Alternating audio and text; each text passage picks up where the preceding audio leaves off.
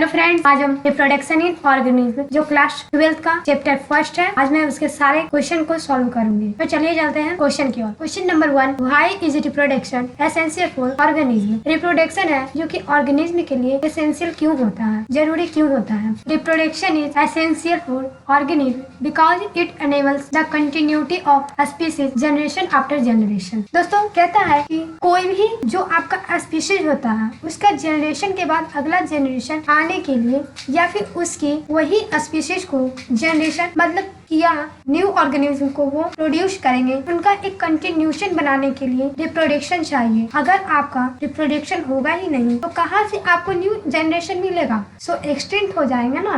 तो इस वजह से हमें रिप्रोडक्शन एसेंशियल होती है। Question number 2, which is a better mode of reproduction, sexual और एसेक्सुअल, व्हाई। हमें सेक्सुअल और एसेक्सुअल में बेटर मोड ऑफ रिप्रोडक्शन कौन सा है और क्यों। तो sexual mode of reproduction is a better mode of reproduction because it needs meiosis and function of male and female gametes. Such a fusion involving two parents result in the offspring that are not identical to the parents. It also causes variation which is essential for evolution and survival of a species under diverse changes in the environmental factors. कहता तो यहाँ पर जो है आपको पूछा गया है कि सेक्सुअल रिप्रोडक्शन दोनों मोड ऑफ रिप्रोडक्शन में कौन सा सबसे ज्यादा एसेंशियल है और क्यों बेनिफिशियल है, या फिर बेटर मोड या फिर बेटर मोड्स है। तो सेक्सुअल मोड ऑफ रिप्रोडक्शन है क्योंकि बेटर मोड है, सेक्सुअल मोड ऑफ रिप्रोडक्शन है जो कि बेटर मोड है बिकॉज वहाँ पर क्या होता है, दोनों पेरेंट्स की जो गैमेट होते हैं,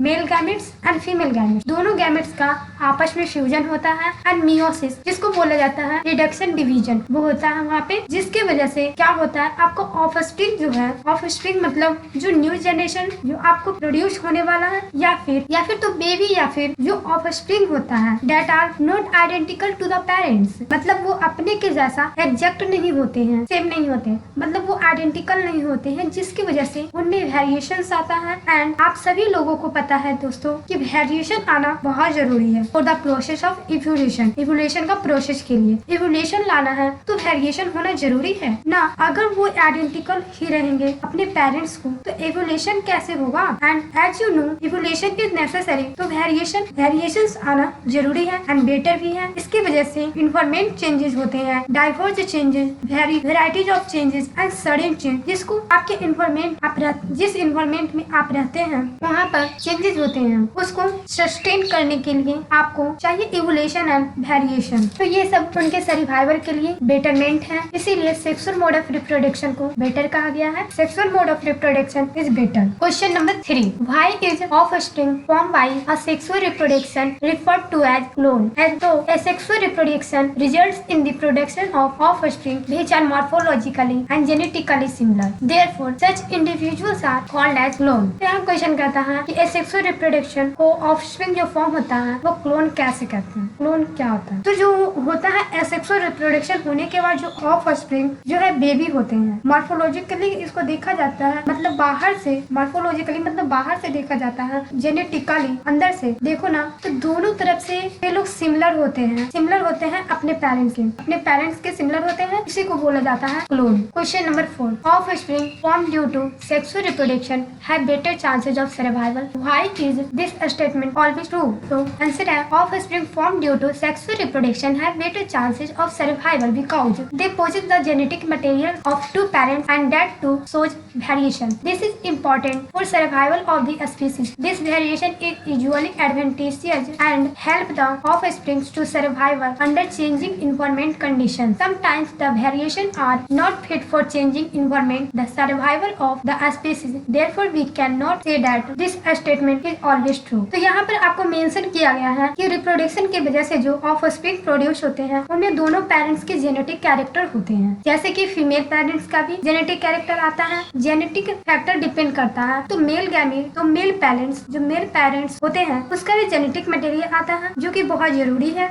वेरिएशन के लिए। एंड ये वेरिएशन क्या है, advantage with the surrounding environment, जो जिस इन्वायरमेंट में स्पीशीज अपने आप को एडप्ट करता है उस इन्वायरमेंट में चेंजेस आते हैं, उसके लिए वेरिएशन होना बहुत बहुत जरूरी होता है, जिसके लिए ये जो सेक्सुअल रिप्रोडक्शन है it provides a better chances of survival. But कुछ टाइम में, कुछ केसेस में क्या होता है कि ये जो वेरिएशन चेंजेस है अपने बॉडी के कैरेक्टर में, फ्यूचर्स में, वो हमेशा आपके इन्वायरमेंट को, मतलब जो सराउंडिंग इन्वायरमेंट है उसके साथ ये अटैच नहीं कर पाता है, इसलिए ये स्टेटमेंट हमेशा ट्रू नहीं माना जा सकता है। Question number 5, how does the progeny formed from asexual reproduction differ from those formed by sexual reproduction? Answer है, since asexual reproduction does not involve meiosis and fusion of gamete, the progeny from, यहाँ पे formed होगा दोस्तों, formed from asexual reproduction are genetically similar to the parents and they do not show variation. The individuals produce as a result of meiosis and gametic fusion exhibit genetic variation and differences from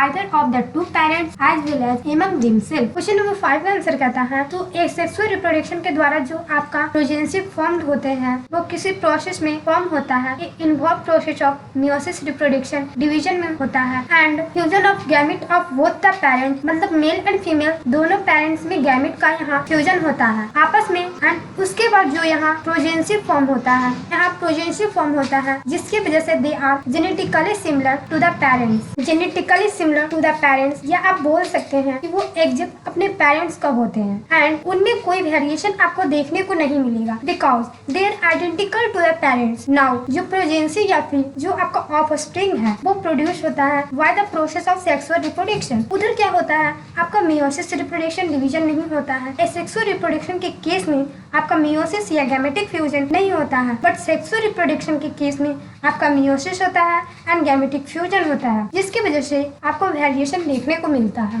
and दोनों parents जो है उनसे identical नहीं होंगे, आपको जो offspring है वो डिफर करेंगे। Question number 6, what is vegetative propagation, give 2 suitable example. कहते हैं वेजिटेटिव प्रोपगेशन क्या है, इसके 2 सुटेबल एग्जांपल दीजिए।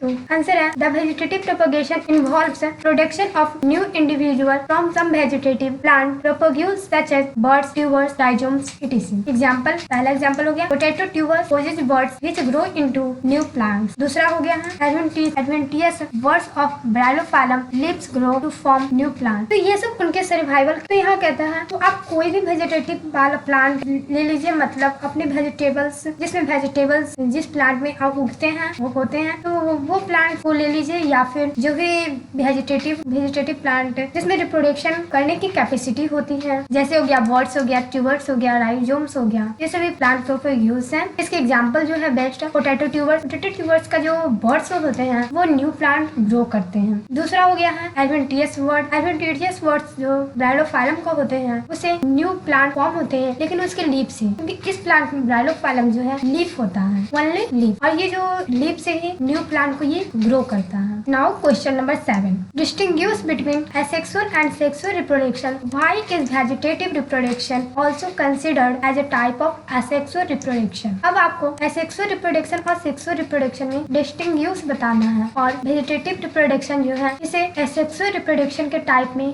क्यों कंसीडर किया गया है। तो मैंने एक साइड एसेक्सुअल लिया है, दूसरे साइड सेक्सुअल लिया है। एसेक्सुअल में पहला है सिंगल पेरेंट इन्वॉल्व, इसमें जो है सिंगल पेरेंट इन्वॉल्व होता है जिसे हम लोग यूनिपेरेंटल कहते हैं, और सेक्सुअल रिप्रोडक्शन में है जो बोथ पेरेंट इन्वॉल्व, इसे हम लोग बाई पेरेंटल लिखते हैं। दोस्तों ये यहाँ पे आ गया, इसे यहाँ कर लीजिएगा, ये होगा यहाँ पे बाई पेरेंटल, इसे हम लोग बाई पेरेंटल कहते हैं, बोथ पेरेंट इसमें इन्वॉल्व रहते हैं। एसेक्सुअल में हो गया दूसरा नो गैमेट फॉर्मेशन, इसमें गैमेट का कोई फॉर्मेशन नहीं होता है। सेक्सुअल में है जो कि गैमेट का फॉर्मेशन होता है। एसेक्सुअल में तीसरा पॉइंट आता है नो फर्टिलाइजर, इसमें फर्टिलाइजर नहीं होता है। सेक्सुअल में तीसरा पॉइंट आता है, इसमें फर्टिलाइजर होता है। और एसेक्सुअल में चौथा पॉइंट बहुत इंपॉर्टेंट है, ओनली माइटोसिस, इसमें केवल माइटोसिस होता है। सेक्सुअल में चौथा पॉइंट है बोथ मियोसिस एंड माइटोसिस, इसमें मियोसिस और माइटोसिस दोनों होता है। पांचवा पॉइंट है daughter organism are genetically identical to the parent, इसमें डॉक्टर ऑर्गेनिज्म है जो कि अपने पेरेंट से जेनेटिकली आइडेंटिकल होते हैं। सेक्सुअल में पांचवा पॉइंट है daughter organism are differ from parent, और इसमें जो डॉक्टर ऑर्गेनिज्म होते हैं वो अपने पेरेंट से डिफर होते हैं। नाउ क्वेश्चन नंबर 8 डिफाइन है। पहला डिफाइन है juvenile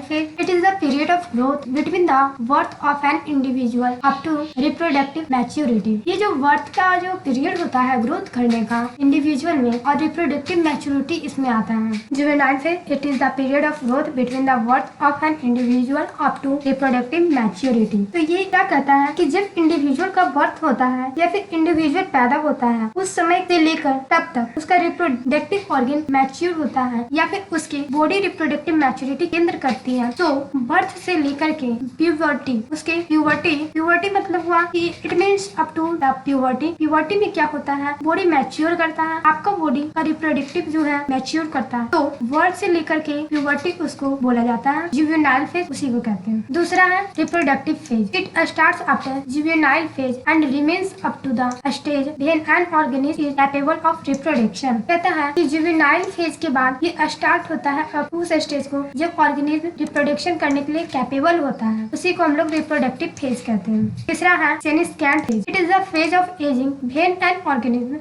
loses its capacity of reproduction. ये जो थर्ड स्टेज होते हैं, इसमें जो ऑर्गेनिज्म होते हैं वो रिप्रोडक्शन करने की अपनी कैपेसिटी को खो देते हैं, फिर उनका रिप्रोडक्शन नहीं होता, उनका वो एजिंग नहीं होता है रिप्रोडक्शन करने के, इसी को हम लोग सेनेस्केंट फेज कहते हैं। Now question number 9। Higher organism have stored to sexual reproduction in spite of its complexity why.